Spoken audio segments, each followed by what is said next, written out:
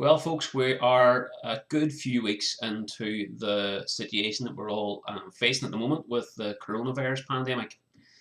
And today is the start of a new tax year, and for most people now, it's so what sort of situation? Who really cares? And let's just wait this out and see what happens with our business and with our finances and so on. And that's totally understandable.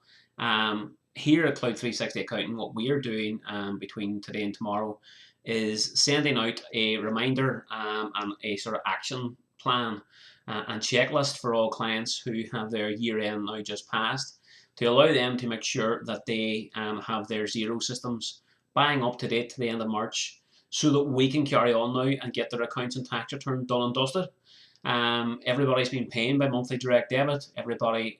Most clients, 99% are 100%, they're up to date with their accounts, so we can just go ahead now and plow on to get the year-end numbers pulled together. So there's a couple of points I just want to make on that. One is for other accountants in particular. If you're not on the direct debit model or a monthly subscription type model, now is the time in the next sort of month, 2 or 3 months, to start planning to get towards that.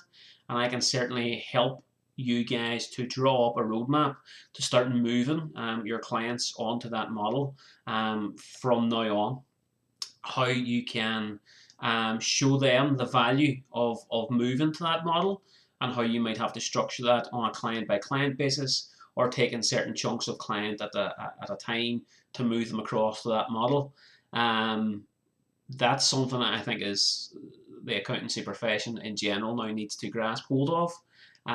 It's a good model. It's not perfect at times, but it's certainly not better than thinking, well, you've got a bill from a client outstanding since maybe January, and you're looking to get their next year end planned in, but now you're in a situation where a client would be facing two bills, and there's probably no way you're going to be able to go back to some clients and get paid for the bill in January. That might not happen anytime soon, but it would be even more difficult to be trying to get a client to pay you two bills anytime before June, July time this year, realistically, I think we're talking about. So that might mean your whole work planning now is looking at another crazy January for January 2021, and it's not really what you want to be doing. So I'd be happy to guide a few accounting firms on what needs to be done along those lines.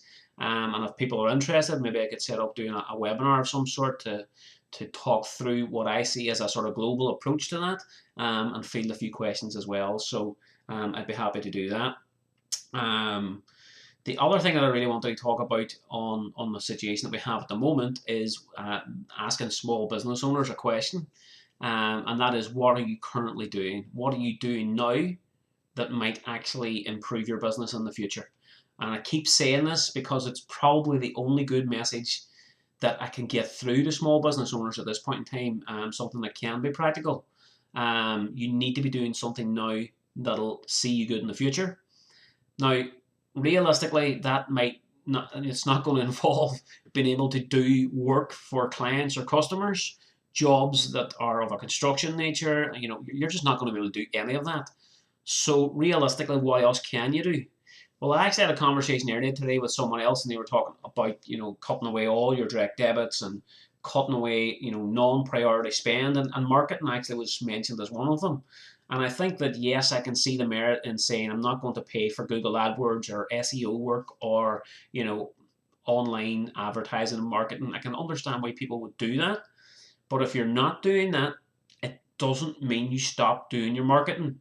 I mean, as you can see from what I do with ourselves for Cloud 360 Accounting, I'm constantly sharing content. I'm constantly doing some videos.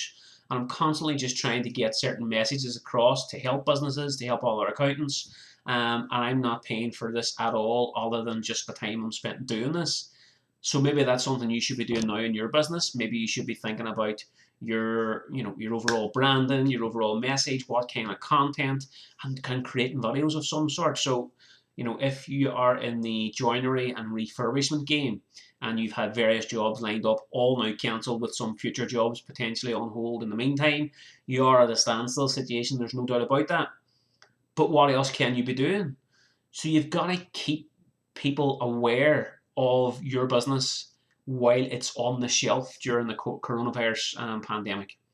And the way to do that, to me, is to gather up followers now and actually increase the amount of social media work and website sort of stuff that you're doing by creating good content. Now, I'm not going to sit here and tell you what kind of content that you should be creating, because it's going to be down to who's your target customer. Has that changed now in the future, given what's happening at the moment? But sit down and have a think about what type of customers and what type of work you want to be doing in the future, and create your content and your video content especially to try and attract those customers in the future.